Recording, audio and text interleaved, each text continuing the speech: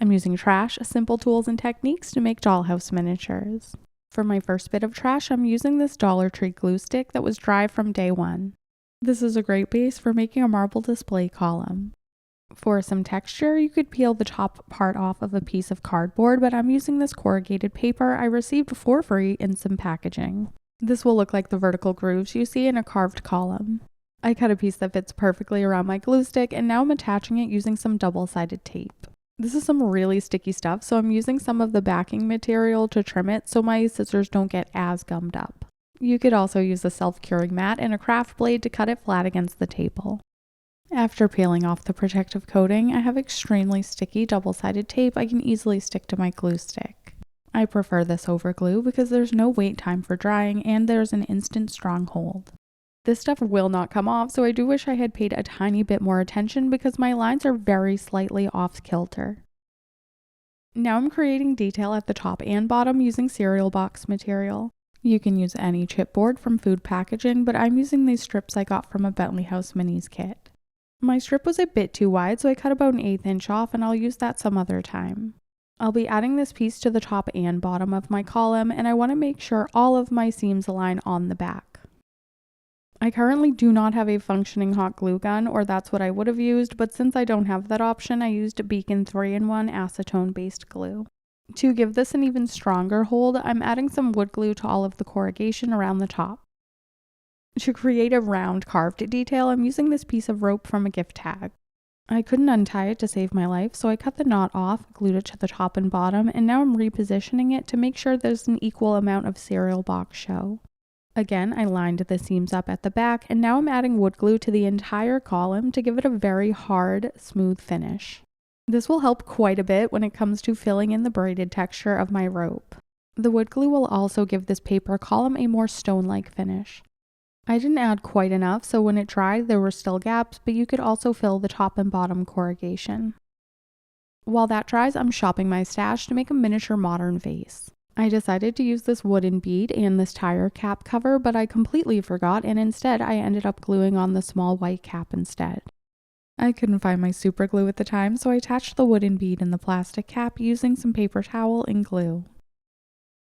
This ended up working really well because it created this nice hard plug that went through both of the pieces. I let it dry on its side so air could get to both ends and then sanded the varnish off of the bead using my emery board. I'll be painting the vase black, but I won't be able to access the underside of this cap, so I'm coloring it in with a Sharpie marker. This cap has some ridges, so it wouldn't be practical trying to color the entire thing with marker, and I want to create a really cool texture using a painting technique I'll show you. To hold my cap for painting, I'm using some more of the double-sided flooring tape. To create a really cool texture for my acrylic paint and to help it stick a bit better, I'm using some baking soda mixed with black. This creates more of a chalk paint consistency that very easily sticks to different materials and creates a slightly bumpy texture. I applied 2 coats using a tapping motion so there aren't visible brush strokes in my textured paint. Before the second coat completely dries, I'm sprinkling baking soda over all of the wet paint. It looks weird and chalky right now, but it ends up drying with a really cool texture that resembles suede, a flocked Christmas ornament, or velvet.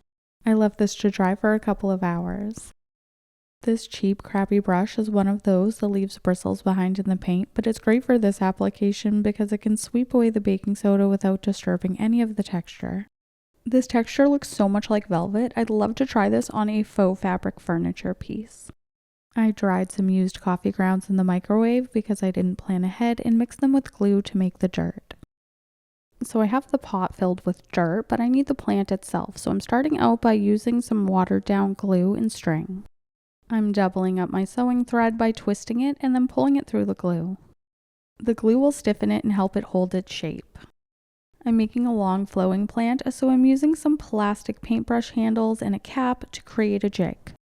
Allowing the wet string to dry around the jig created this type of shape that I can stick into my plant pot and attach leaves to. I cut up the string, leaving this cane-looking hook piece at the top that I can stick into the wet dirt. I made these hanging plant pieces before adding the dirt so they'd be dry. You could use the same technique to make any kind of viney plant, but I'm making a string of pearls plant using some faux snow from the Dollar Tree. You could of course use acrylic paint to add color to your balls, but I'm using some alcohol ink I got at Goodwill by the pound. This ink color is called Evergreen, so it's coming out a bit too blue for me, so I'm adding some acrylic paint to make it yellower. The color is more of what I was looking for, but I was worried I didn't make enough, so I added some more styrofoam balls after the fact. I ended up with at least 3 shades of green since I added paint and balls at different times. I really love this unintended variation because it's a lot more natural. I'm spreading them out on a non-stick surface so they'll dry more quickly and they won't stick together in clumps. I stuck my pot to the end of a paintbrush using some museum wax and protected the pot using saran wrap. To start, I rolled the balls in watered down glue and added them to a bead of glue along a piece of string, a couple at a time. The pieces had a tendency to want to stick to my finger because of the glue, so instead I switched to using my craft knife. I'm not a very patient crafter and this was definitely too tedious for me, so I came up with a different technique. First, I located my super glue and secured all of the strings since the coffee grounds were a little bit wet. Then I came up with a method to attach these way faster. I added a bead of white glue along one of the strings and sprinkled the balls on. This was much faster than trying to apply them a couple at a time, and since I didn't roll these in glue first, they weren't sticking to my finger. To seal in my pieces, I added watered down white glue to all the vines. I'll stash my extras to make some grapes and peas in the future. The wood glue has dried on my column, so now the paper is protected and it's nice and stiff. It's also really smooth. I'm using this marble piece I got from a grab bag from Earth and Tree Miniatures, but since the top is a bit lumpy, it's not sitting right. Before I paint the column marble, I'm flattening the top and bottom with my file. I recently used a similar technique on handmade bathroom minis. I started by painting a wood furniture cap trinket box to look like pink marble, but I lost my nerve and settled on traditional white Carrara marble instead. Since I chickened out before, I'm painting the column to look like pink marble. I recently bought some fall-themed paint colors, so I'm using a combination of terracotta, orange spice, and red paint to paint my marble.